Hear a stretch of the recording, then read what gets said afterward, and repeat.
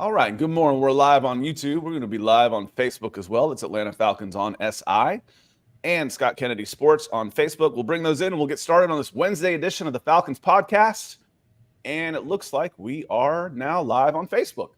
Welcome in, everybody. This is the Falcons Podcast. This is the Wednesday edition. We've had some time to sleep on things, watch everybody else, watch four other teams finish up their week since we last saw you on Monday, and it included some pretty devastating news for the Tampa Bay Buccaneers, the upcoming opponent of the Atlanta Falcons. And a couple of things we want to get into today on this show is we want to talk about the upcoming game with the Bucs. The winner will have sole possession of first place. We'll talk some trade deadline stuff if you'd like to. We'll leave that up to the chat a little bit. We'll kind of leave it in your hands. The idea is to preview some of the game and then to answer the questions because we like going live and see what's on your mind. First off, my name's Scott. I am in Atlanta. This guy over here is Nick. He's in Seattle. You know, it never even crossed my mind because you're not a Seahawks fan.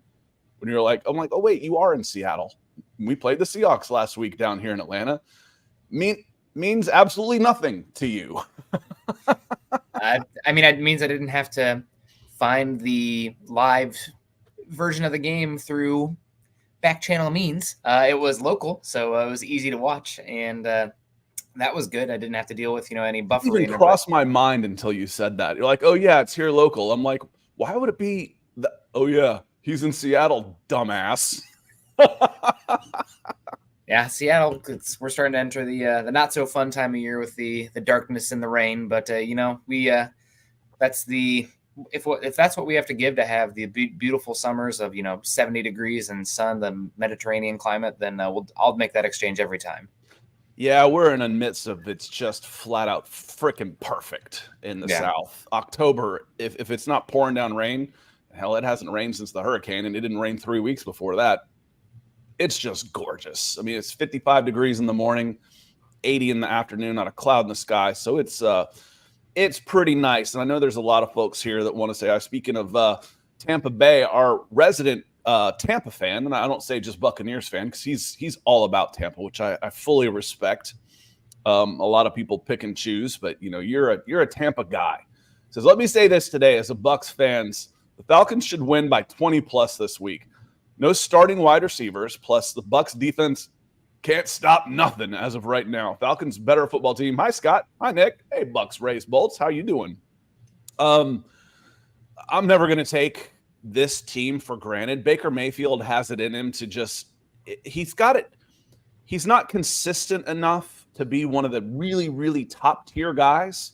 But if Baker Mayfield goes on a heater, he can do it. He can elevate receivers around him, Nick.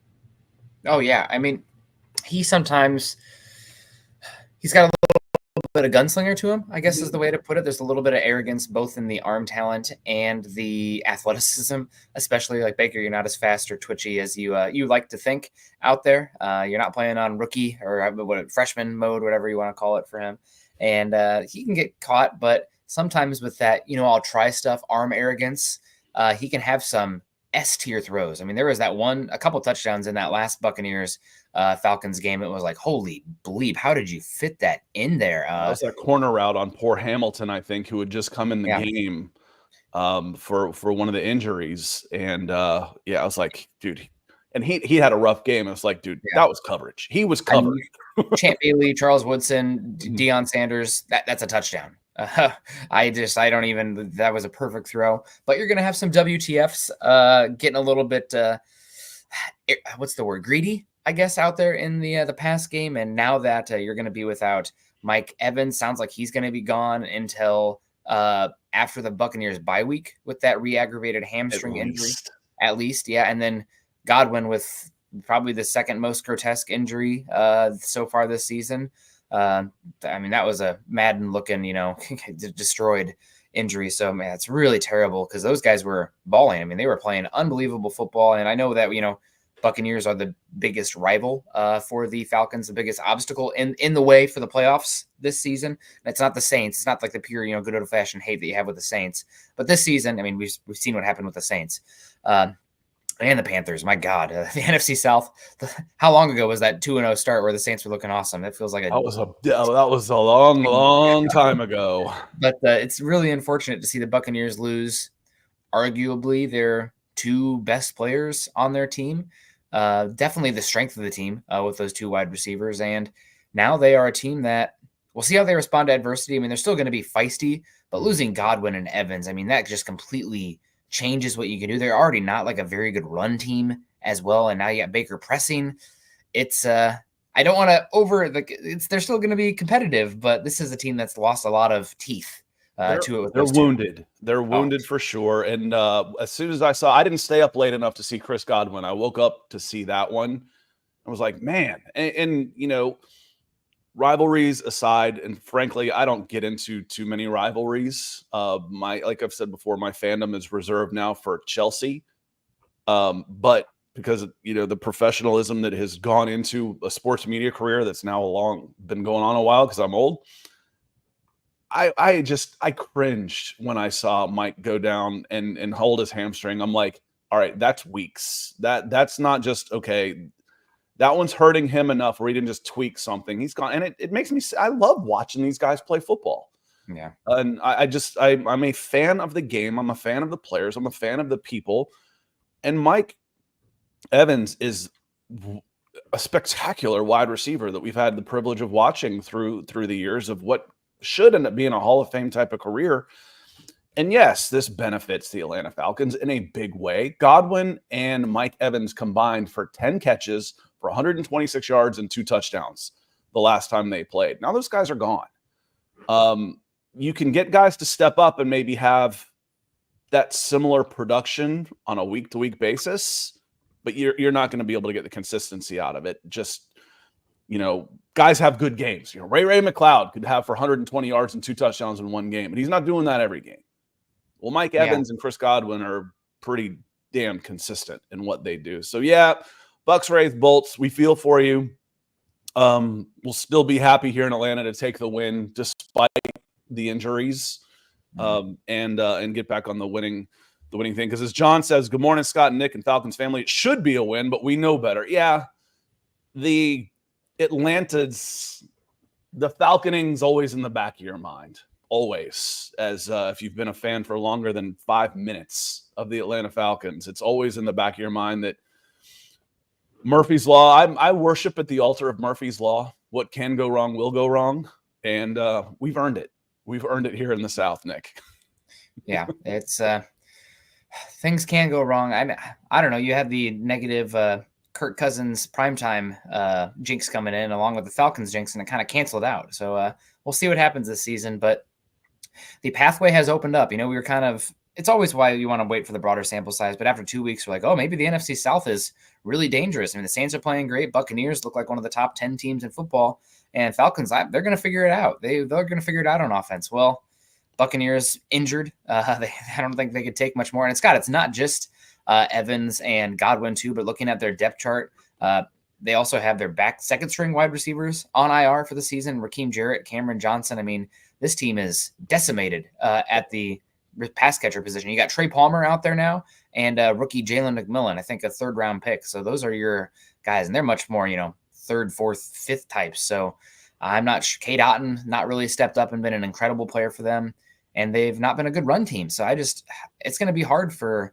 them to function at least at the same level, but top half offensive play going forward. So we'll see. But I do hate it. Godwin was having a good year. Evans is one of the top 15 receivers all time. I mean, you look at his stat line, it's so aesthetically pleasing over his career because it's like 1,000 yards, 1,020 yards every single season. Obviously, this season, that's not going to happen for him, but he's been one of the most underrated receivers of his generation. He should be a Hall of Famer. So, yeah, it's a bummer, but at the same time, I mean, golden opportunity now for the Falcons. There is no reason you should not win the NFC South. Yeah, and the Bucs were beat up on defense when the Falcons played them the first game. So it's been a tough year.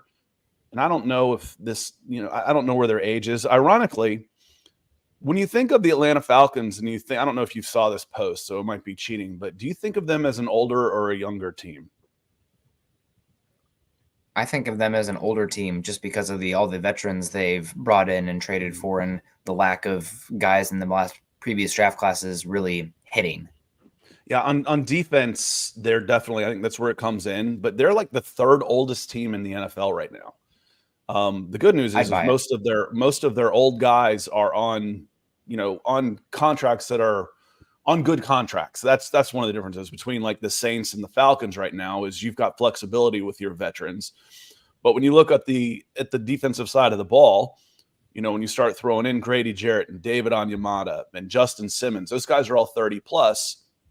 Then you've got Jake Matthews on one side of the ball. Kirk Cousins raises it up. He takes the place of like a Calais Campbell when he comes in and raises it up. But they're like the third oldest team, and you don't necessarily feel that way because a lot of their core players are young, and then they've been supplementing them in free agency a lot with some veterans, which is good. I don't mind that at all. Your core should still be homegrown, and on offense, it absolutely is. And Edward Brown coming in with a super chat. Thank you, Edward. He says, I hate it for Godwin. Just echoing what we opened the show with. He says, in my opinion, he was one of the most underrated wide receivers in the league. Hope his recovery goes well. Yeah. How old is he getting to be, Nick? Because it feels like he's been around a little bit. And I think this is his second knee injury. He is 28 years old. I don't know his injury history per se, but this is not a good one for sure. Ankle injury this time, though. Was it ankle? Okay, I couldn't remember. I just said lower leg because, like I said, I didn't see it and I didn't look for the replay. I just saw hip drop and was afraid it was ankle. It was knee again. So thank you. He just dislocated ankle. Week 7's loss, pedal ankle dislocation. So his big issue is he's had a lot of hamstring issues. But he did suffer a ton of time in his career since he came in the league in 2017. He's played at least 13, 12 games every season. So if he got hurt in one of those, Bucs Rays Bolts would know better than me. A lot of y'all would know better than me on this. I'm not an expert on everything. I don't pretend to be. But he hasn't missed significant season time up until this year. Yeah. He did have that. He did suffer an ACL towards the very end of the season, ACL and MCL in 2021, but didn't miss a lot of games because it was like right around Christmas. So end of the season. Good for him. I mean, wow. Yeah. Then he didn't miss much time the next year. Like if you look at his box scores on Pro Football Reference, you wouldn't think that he'd suffered a significant injury. No, he's been a hell of a player, and Buccaneers did this season, moving him more to the slot, just kind of a power slot, the tunnel screens and everything, getting it to him. He's been one of the top 10 receivers in football this season. So, man, it's a massive blow to Tampa Bay, and really unfortunate. I mean, I know everybody's wringing their hands about him playing at the end. He shouldn't have been out there. I mean, 43 seconds left, 2-possession game. I don't know. After Evans went down as well earlier, that's your offense. It's crazy to me. I don't know what Bowles is doing. Real quick, I meant to mention this on Monday and forgot. This is why I interrupt Nick all the time, because I'll forget half the things I want to say. If I don't, first off, I want to say thank you to Corey Ellison for coming in with a super chat. It helps us keep the lights on, helps keep my forehead nice and shiny. About guys being in there in garbage time. Michael Penix came in, Casey Washington came in. They kind of emptied the bench, but the first handoff was to Bijan Robinson. Like, what the hell are you doing? If you're going to empty the bench, get Bijan off the field. When they asked Raheem Morris in the after the game about Michael Penix getting his first action, he's like, "Yeah, we wanted to try and get those guys in the game, see if we can get them some live action." He says Bijan got a carry like by accident. That was not meant to happen. Then we got him right out of there. I'm like, okay, it just was a miscommunication type thing. We're on the same page here. Bijan does not need to be carrying the ball at that stage of the game. But who we like to see carrying stuff for us is Lion Coffee. LionCoffee.com is a partner of the Falcons podcast, and they sponsor the show. And they're a big thank you for us, because we're basically fueled by Lion Coffee in the morning. So want you to make sure you check out lioncoffee.com as an added bonus to Falcons podcast viewers and listeners. If you go to lioncoffee.com and use the code GoFalcons20, you can get 20% off, and it's in the description of where you're watching this or listening to it. You can get 20% off anything except 100% Kona or cases. Everything else is 20% off, and there's lots of things to try. You can try a mix and match thing, like this is the Original Alliance, the medium roast, the vanilla macadamia roast, and I've got the Aloha back here is the one I grind up and use in my French press. This is the medium dark, which is that's kind of fits my personality, medium dark. But big thank you to Lion Coffee. Yeah, shout out to them. You said in the morning, sponsored by our mornings, sponsoring my afternoons here recently as well. I mean, I'm typically get a little bit upset tummy if I have too much afternoon coffee or caffeine, but no, I've needed it this past 10 days. And they also have pour over options as well, the little single serve pour over and instant coffee, which I'm going to take partial credit for the instant coffee because I didn't complain to Patrick, but I'm like, Patrick, I love you. I can't bring my whole French press on a 7-day, 80-mile backpacking trip. That's just, that much more weight to carry. I need some instant coffee. And 6 months later, I get something in my mail, instant coffee from Lion Coffee. So thank goodness, the best. Appreciate them so much. I'm personally a macadamia vanilla fan, and I can't wait. They sent a Lion's Mane Lion Coffee, which Lion's Mane is like one of the actual like proven scientific like superfoods with like incredible benefits. It's kind of one of the rages right now, this mushroom coffee, right? And they have the Lion's Mane one, and that's next in the rotation. So I will let you guys know when I have that one. Maybe I don't know. Maybe I'll start yoking out just from drinking it or grow a second head. Who knows? But excited for that. Yeah, we're big fans. The old thing. I'm not only the owner, I'm also a client. It's kind of what us. So yeah, we're drinking our Lion Coffee regardless. Stephen B says, "What will Scott's forehead be dressing up for Halloween?" I rent the space out. Actually, I draw designs in it. It's big enough to have like a jack-o'-lantern, so I have it in there. I do not carve it with a water pressure though. Have you seen those, Nick? Yeah. Where they do with a pressure washer, they carve pumpkins. Ouch. Nope. Yeah, I mean, you should just paint it green and do like a green screen thing up there. That'd be works. You know what? Maybe I'll come up here and do this, and we can fill it in with something else, and I can put highlights across the big screen.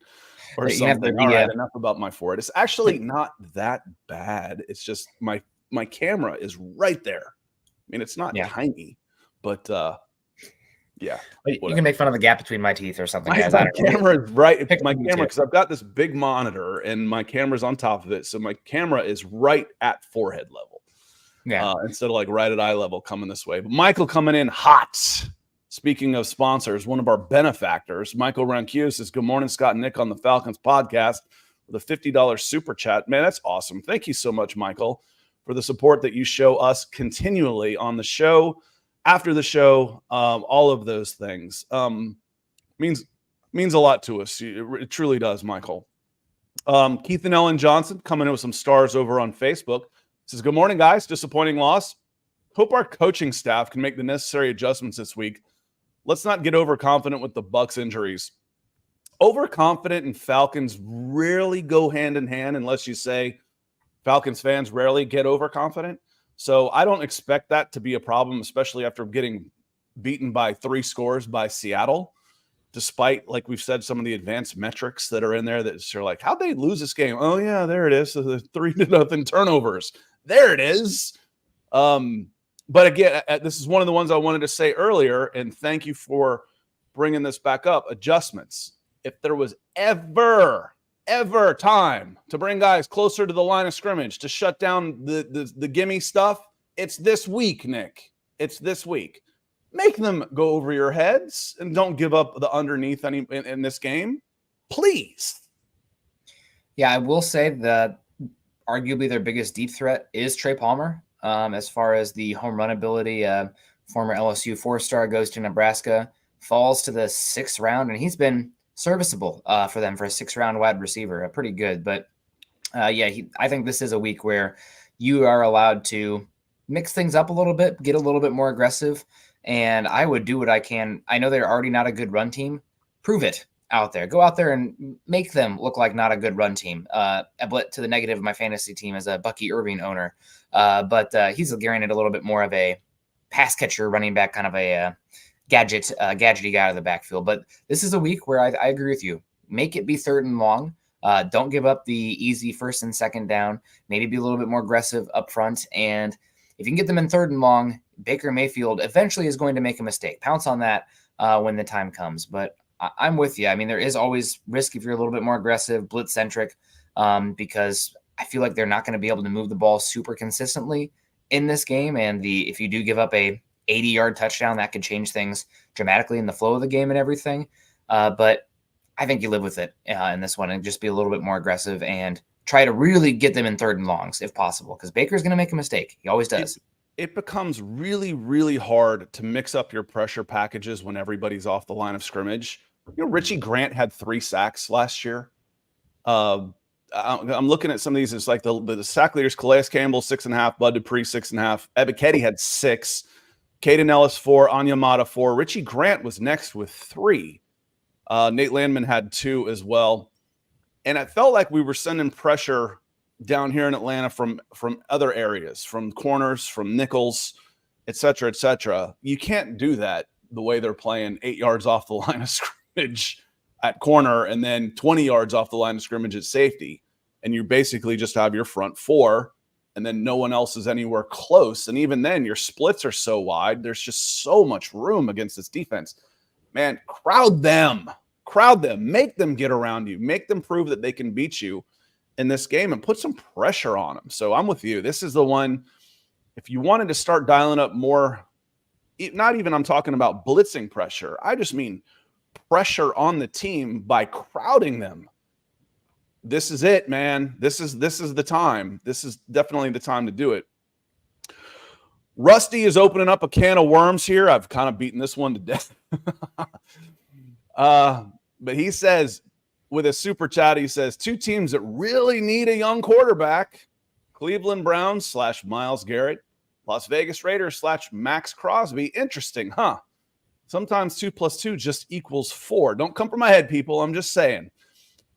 You know what's interesting to me? Well, there's a lot of this that's interesting to me, and I've talked about the psychology of having a guy instead of having a number 8 pick and just being an obscure draft pick, versus a guy that actually puts your uniform on. That changes the emotions involved in this. And it absolutely changes the emotions involved in this when you then had to spend 6 months defending that pick from every outsider in the world. And so a lot of people within Falcons fam too, convincing people that this is the right move. But I thought when Crosby came up again last week, I saw people saying I'd trade 3 first-round draft picks for him.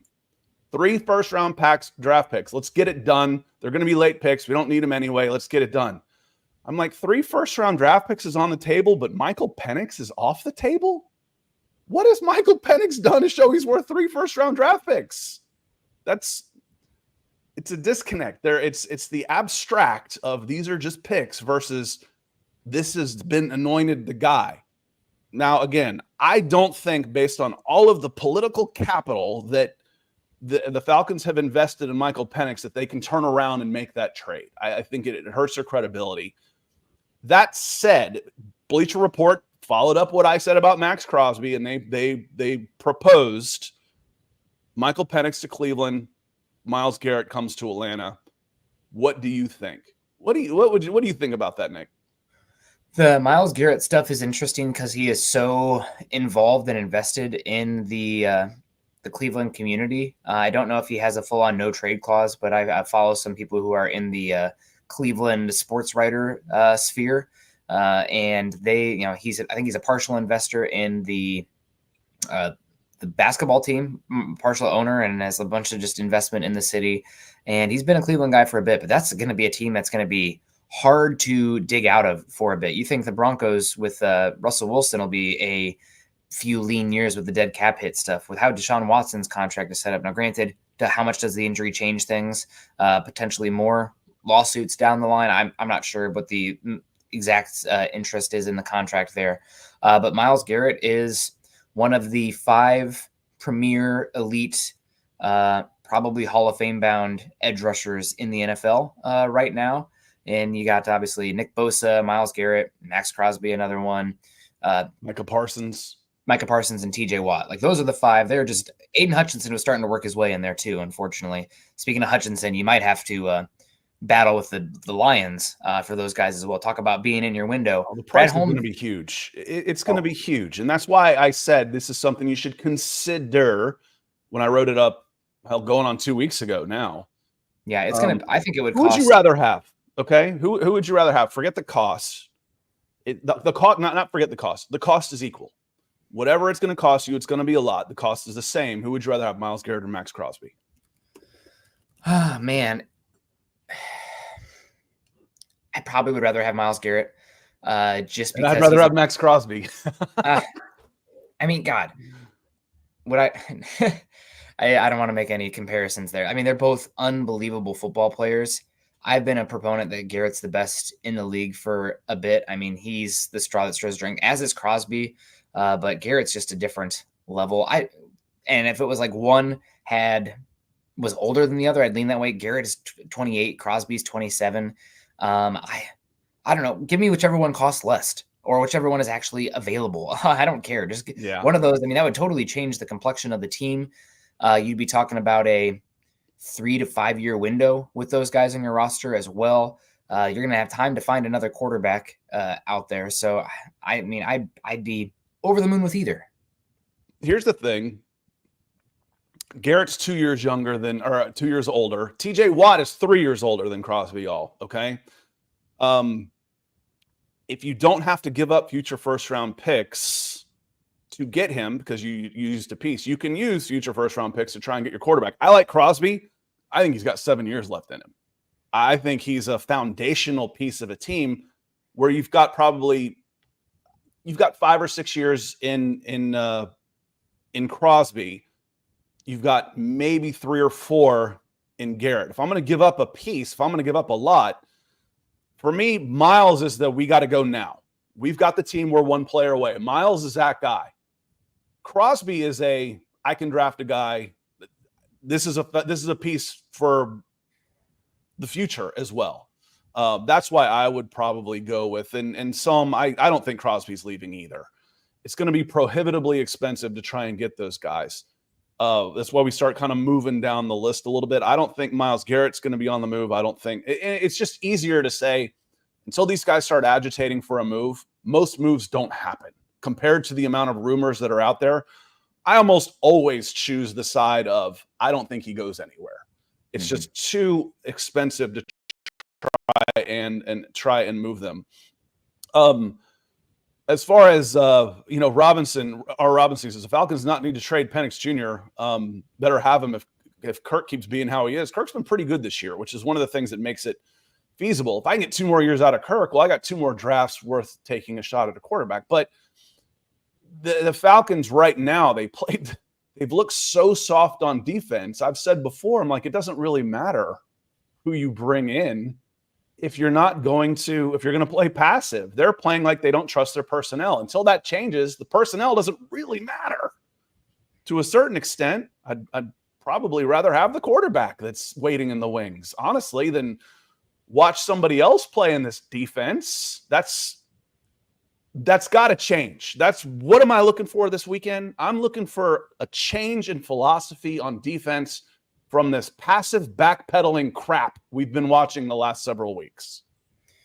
Yeah, and just talking about adding to this team, it's a little harder to add a cornerback mid-season unless you're a very man-heavy team, just because of the intricacies, communication, both verbal and nonverbal, in zone coverage, and knowing when you need to replace and fill and switch. So a lot easier to just add a pass rusher, defensive front player to get after it. It's why it's one of the more tradable positions coming the deadline. So we'll see what happens there as well. I also saw Zadarius Smith tossed out there. He's a hard contract to trade as well, but they all are. So we'll see. And I'm just talking about Myles Garrett or Max Crosby. It kind of reminds me of the analogy of like, you have a good girl is like when you break up, there's like 20 guys at the door banging on the door to come in. That's kind of like, oh, we might trade Myles Garrett or Max Crosby. 31 teams are on the phone saying, what would it take to get that? Because they are transcendent talents at the second or third most valuable position in sports. Your wide receiver one, Scott, your true elite, guys, maybe coming up there for some of those edge rushers, but that's about it. Those guys are unbelievable. So if they're available, you have to at least see what it would cost. You should be over the moon for either. I get Nick that comes in. It's like if crap, I forgot to shut that window again. I like having the light come in and I don't notice it until I'm on camera. It comes in at about 9:07. I'll hand this over to you. I want to make this point. People talk about when someone is disappointing. Here's the thing. Why do people talk about wanting to trade Kyle Pitts? Because he's been disappointing. Well, that's not much of a trade value. That if you want to get something back, you got to give up something you don't want to give up. So, follow right after Floyd says trade Kyle Pitts. I think, Robinson comes in, says Atlanta needs to trade a second and Pitts for Brock Bowers. That wouldn't get it done.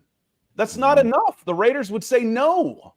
You cannot unload the assets that you don't want because they're underachieving plus $10 million. He's a lot more expensive than Brock Bowers. The Raiders I wouldn't say wouldn't take, but probably, they're not going to trade him this early. I'm thinking just pure, what do we have versus what we could get? A second and Pitts isn't enough to get Brock Bowers from the Raiders right now.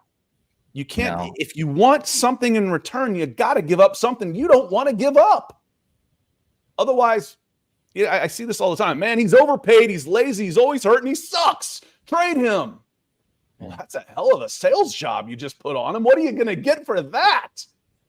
I don't think Pitts has much trade value. Third round at best right now.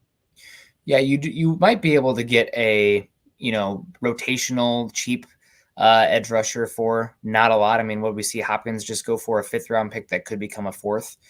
So if you take on, granted, when you're talking about the salary cap too, maybe you have to pay a little bit more for the opposing team to keep a bunch of the salary cap as well. But Zadarius Smith is out there. I'd be calling the Broncos about Baron Browning, especially if they lose the next 2 games. Not likely playing the Panthers, but there's teams that have edge rushers available, and having a superstar would be great. But even just adding another competent option out there could change the offense a lot or the defense a lot for not a lot of cost. But I mean, it does seem like a team. The window's open in the NFC South. Goodness. The NFC North might, eat itself to some extent. NFC West is just falling apart. I mean, we talk about the Buccaneers, all their injuries. How about the 49ers? My God, they are just falling apart right now. And the NFC East, I mean, you have Jaden Daniels. Are we buying the Commanders? I'm not. Are we buying the Eagles? I mean, that seems like a team that's kind of built on sand. They have a good roster, but Jalen Hurts can't throw over the middle of the field, and Nick Sirianni is going to make a mistake. So, I mean, the window is open outside of the NFC North. So it does seem like an opportunity right now for this Falcons team that if you can go from, what would you say right now? They're the 24th ranked defense in football. If you can go from the 20th on EPAs and stuff, and if you look at their scoring, it's probably right in that neighborhood too. Their scoring defense is in the 20s also. I would guess they're 20 to 24th defense. If you can get to 15th with this offense that I think is going to probably finish top 8 in the NFL this season, you got a chance.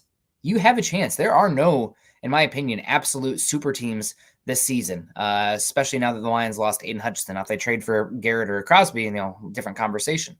But 11, 22, they're 22nd in scoring. I hate that ESPN doesn't put numbers next to it. They list them in a table, but they're not numerical. So you got to count.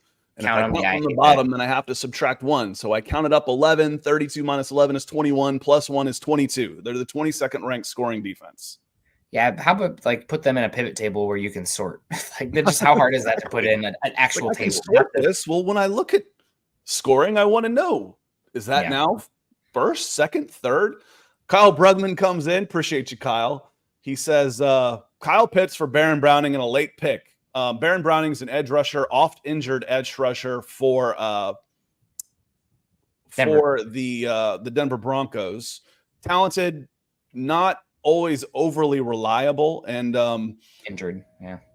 I don't know if you guys are on the same thing. I don't think you are, so you hadn't seen this. I'm going to show you what someone else thinks about this. Rio coming in with some stars. He says trading Pitts right now would be the dumbest thing the Falcons could do. We had 3 straight good games for the position. I'm pretty sure he's top 5 in receiving yards. He's needed to do what we have on offense. Real quick way of putting what Rio's saying. Kyle Pitts means a lot more to the Atlanta Falcons than he could fetch in a trade. He is a part of the offense who has uber potential still. Just turned 24 years old this month. And he's got this year and next year on control, plus a franchise if you wanted to use him. So you've got at least a year and a half of contract control as he continues to mature, because he's still 24 years old. I know he's been around forever, but he's young. Mm-hmm. That what you would get in a return for Kyle Pitts, as long as you are okay on salary cap, which the Falcons are, it's not worth trading it. The Falcons are not trading Kyle Pitts. Yeah, I just can't imagine somebody offering something that would be worth moving on from him. And because of how young he is, Scott, I mean, somebody give him a good contract in free agency as well. So it'd have to be more than the compensatory pick, especially with how the Falcons are set up cap-wise. Are they going to sign a contract that would cancel out Pitts? I don't know. I think somebody would probably still pay him a pretty good deal out there. So now this is the most outrageous take I've seen so far. Robinson, Bowers is way better than Bowers. Dude, now we're just getting silly. We're just getting silly out here. I know what you mean, but Bowers is more valuable than Pitts right now for just as a player. If you're picking a player right now, let alone the contracts and cost control years, you're taking Bowers. Yeah, Pitts is more of they're both more wide receiver than tight end right now. But we kind of talked about it in the lead up to the draft. Pitts is more of the vertical aspect of the wide receiver play, where he's not really sudden, not always the best in the start and stop and the horizontal aspects, the zones and whatnot, or even sometimes the yak, but you love the ability. I mean, he's got to be one of the quickest, downfield guys, like the amount of ground he gains vertically has to be the best of any tight end in football. Where Bowers, he's a little bit more small. He's a little bit more compact. I think he's more of like a Cooper Kupp-esque kind of player where he's slot, you're working those zones, you're working the yak, and he's doing stuff horizontally. But as far as the vertical stuff, the catch point stuff, he's not out here mossing people. So they're both more like hybrid positionless players, but they win in different ways, where, again, Pitts is vertical. I don't think you want to pump him with volume, but he's going to be explosive in the touches he does get and the looks he does get compared to Bowers, who you can just pelt with targets. He can be you can run a pass offense through Bowers. I don't think you can run a pass offense through Pitts, but what Pitts brings doesn't make it not valuable, because you want home run hitters on your offense, and to have those guys that can be impactful without needing target after target are really important pieces to have still. So I wouldn't trade Pitts right now. You're not going to get equitable value. And I do like how they're starting to utilize him. I mean, it feels like the last 3 or 4 games, there have been some huge chunk plays that are explosives that flip the field completely, get you from your own side of the field to field goal range. And just because he's not getting 10 targets a game doesn't mean he's not impactful, and Kirk's finding him more. So again, Bowers, if you're redrafting the guys, yes, Bowers probably more higher in a redraft, but Pitts is a very good piece to have right now still. Yeah, in the first quarter, I think he had 3 catches on the first drive or something early, and we lamented the facts for all of the receivers, especially big ones like Drake and Kyle in the past year's offenses, that they were always stationary when they caught the ball. It's like when you're taller, it takes a little bit longer to get going for most guys. It's just to get unwound.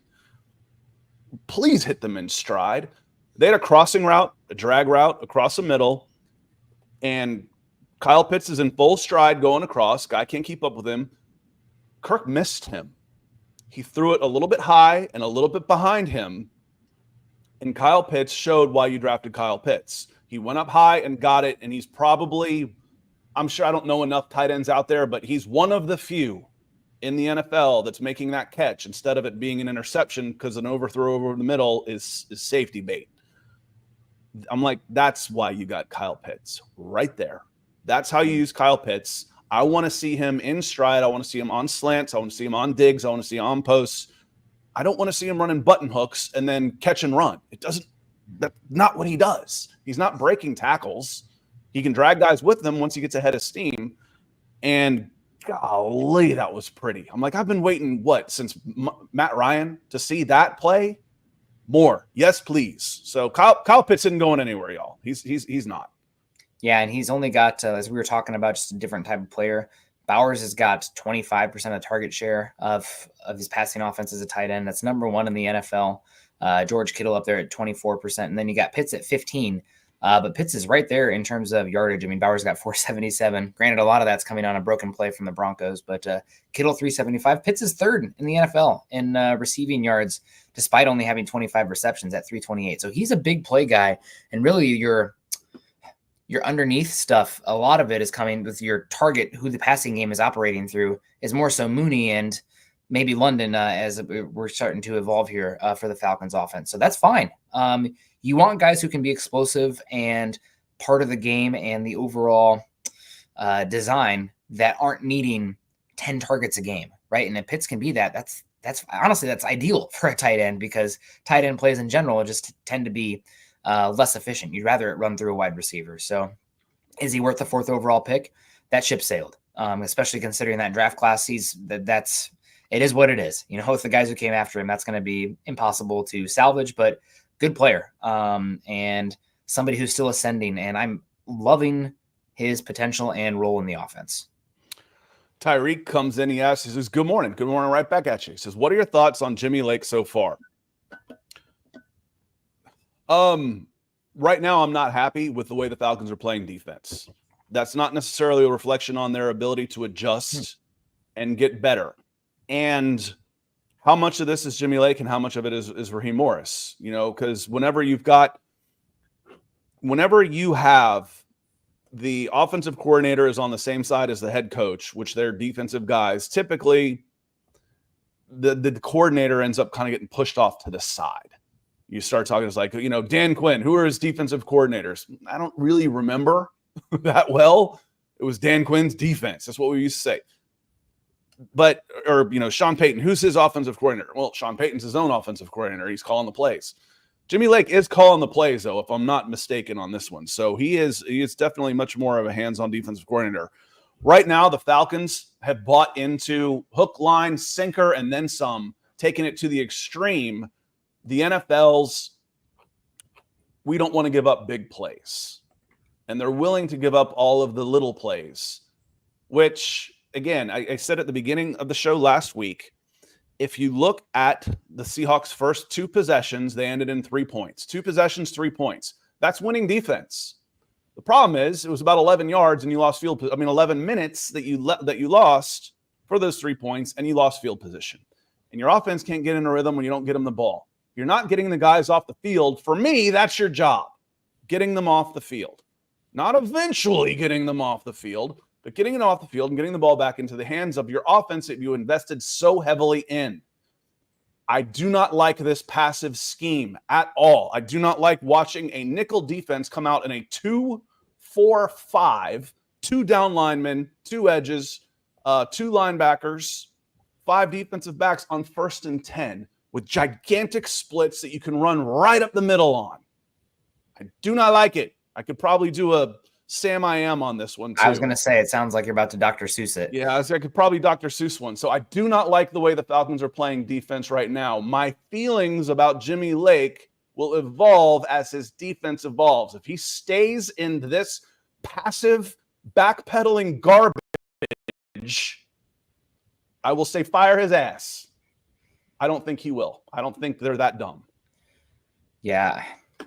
I don't know. We'll see. I mean, this is it's pretty crazy to see kind of one of the worst defensive coordinators in football right now, and Ryan Nielsen about to get run out of Jacksonville after the success he had last season with the Falcons. Now, granted, a little bit of mirage there, Scott, considering how inept the Falcons offense was. It's going to make your defense look, when it's that bad, it's going to make your defense look a little better, because teams are going to just emphatically try to control the flow of game, because the only way we lose is if, we make a critical mistake. We trust our defense against Desmond Ridder. I saw he got signed again somewhere. Good for you, Desmond. But one of my notes, Desmond got signed off the practice squad. He was traded. It's ended up being a nothing trade for everybody because Rondale Moore got hurt. Desmond got cut. He got cut by the Cardinals, didn't make the team. That means he's a free agent. They re-signed him to the practice squad, which means you are still a free agent, so to speak. And the Raiders just signed him to back up Gardner Minshew, signed him to their 53, so he will be back on an active roster. Well, he's already back on an active roster for the first time since Falcons. Yeah, it's good for him. We'll see what happens. But as far as probably should wrap it up here and talk Buccaneers just a little bit more. Scott, predictions here. This is a Buccaneers team that, I mean, they're going to be on a little shorter rest. They went up against Baltimore, who bludgeoned the absolute uric acid out of them. If you're a scientist at home, you know what I'm talking about. That's a little science G related one. They beat the absolute hell out of them, Scott. And you also have just the double whammy of both those receivers. There's no such thing as a guaranteed win in the NFL. If the bleeping Raiders can go in, I think, into Baltimore and win a game, then anybody can beat anybody any given week.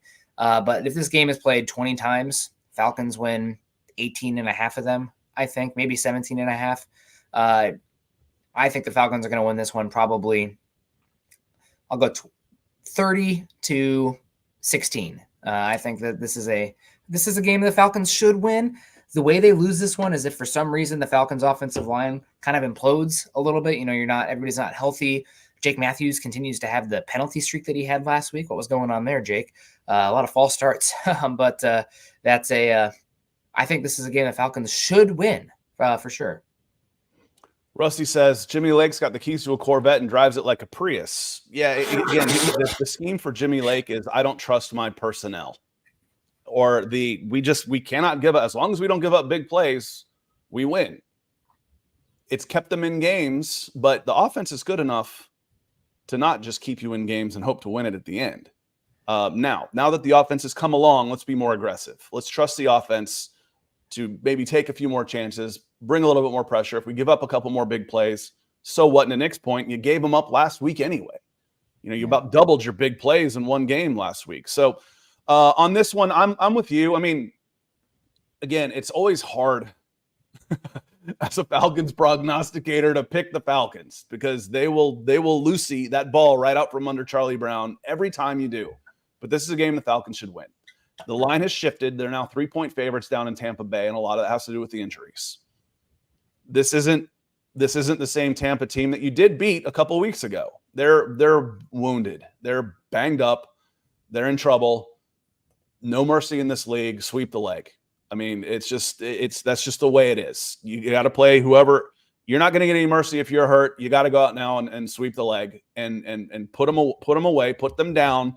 Take control, because that would be basically a game and a half lead in the NFC South because you'd own the tiebreaker. Get it done. Get right. Be more aggressive on defense, please. Take care of business. 27-13 Falcons. Yeah, and something in this game too. The Falcons are Scott, this won't shock you at all. Shout out to Sumer Sports. I'm not sure, but they have a good pivot table as far as a bunch of different metrics. And Falcons are far and away the number one team that's been scrambled on this season. So kind of something we talked about a while ago about this team being so poor against the run. It's kind of manifested itself a little bit more here since we've had that conversation. But a lot of it was the scrambling from the quarterbacks. And Falcons have given up 9.3% of their plays have been scrambles on defense. Because I'm dropping back 30 yards to make sure nobody gets behind me. Oh, well, my quarterback just ran for 15 yards before anybody got near him. Yeah, so maybe I'm sending a little bit more run blitzes this week. And if not, maybe you have not a spy on Baker per se, but somebody who's in a hook zone in the middle of the field that is ready to trigger downhill if Baker Mayfield is looking to take off, which I expect to happen in this game for a team that struggles to run the football and is now missing their top two receivers. I think Baker's, going to be looking for some big plays and trying to take off. Punish him when he does that. Hit him if he leaves the pocket. Hit him hard. So that's something I'm looking for as well in this game. Again, Tampa, they're wounded. They're not a very good defense. They're 22nd in EPA per play. Falcons right there at 23rd in EPA per play. So get after them, and hopefully that is this should be a game that you win. It should be. And it's the NFL. Things happen, but this should be a game you win. When is Troy good to see? He says, when is Troy Anderson coming back? If he's not back this week, they should have IR'd him because this will be the full extent that he should not. When they didn't put him on the injured list, I expected him. They said day to day, and he's not on the injured list. Well, now it's been week to week. So we'll see. Yeah, run the ball, bludgeon him with the run. The talk about, I've seen Tyler Algier's not getting traded either. You need two backs in this league, and you got two, and they cost nothing, zero. I think Tyler's on $1 million, and he ain't going anywhere. And then there was this other thing. Trevor, I've seen you with this one, and I looked it up. He says the Rams defense got worse after Raheem arrived. Technically, that's true. Okay. They had the number one scoring and yards defense in 2020 when the year before Raheem Morris arrived. And then they went to 15th the next year, okay? 15th the next year, 21st and 19th. However, if I look at the 3-4 previous seasons before Raheem Morris got there, listen to these defensive rankings for the Rams and tell me which one stands out as a WTF moment. 2016, and I'll start going up the future. 23rd, 12th, 20th, 17th, 1st, 15th, 21st, 19th, 25th. I don't know how they got the number one defense that year, but that one sticks out like a sore thumb. So, yes, they did get worse when Raheem Morris arrived. But something was going on there. They kind of reverted back to the norm to a certain extent, and they did win a Super Bowl. Yeah, they did win a Super Bowl that year. So, on that note, we're going to get out of here, y'all. Make sure you check out the description. Get your Lion Coffee. Help us out, and help yourself out. It's good stuff. We unfortunately live by this stuff. Right into the veins. On that note, we're going to get out of here. I want to add one thing, Scott. I need to add one thing too. So we're not quite done. Okay. Troy Anderson's supposed to practice today. So he could be back. You talk about that spy player, and there's very few linebackers who can run sideline to sideline hunting like Anderson can. So he should be back. That's good news. He's one of the most athletic linebackers in the NFL, and that's not hyperbole. Go to ras.football, relative athletic score.football, and type in Troy Anderson with an E, and I think he's a perfect 10, Nick, compared to his peers. I think he's a perfect 10. He's a 10. I give it a 10. On that note, I have a fundraising / charity golf tournament that I am working the closest to the pin on because I didn't want to play golf. But I'm working it for my high school's baseball team, my son's high school baseball team, on Monday. So I will not be here on Monday. I will be here on Tuesday. Nick may join us. He may not. I don't know. But we will get in our show on Tuesday and Wednesday of next week. So we'll have to sleep on the game just a little bit. So make sure you are hitting that subscribe button so you know when to get the alerts if we change up the schedule just a little bit. So I will not be here on Monday. There will be no show on Monday. On that note, thank you, everybody, for being here. And let me say thank you to Edward Brown, Corey Ellison, Keith and Ellen Johnson over there, Rusty coming in, Rio a couple times, Oblivion Empire. He says, good morning, guys. Great show as always. Let's go. And I feel like I missed out one, Jason, so apologies. Rusty coming in, and then finally Michael with the red hot pink coming in here with the big support. Thank you, everybody. Y'all have a great rest of your week. Happy football weekend. Enjoy this gorgeous weather. We will see you on Tuesday of next week. Thanks for being here, everybody. Peace.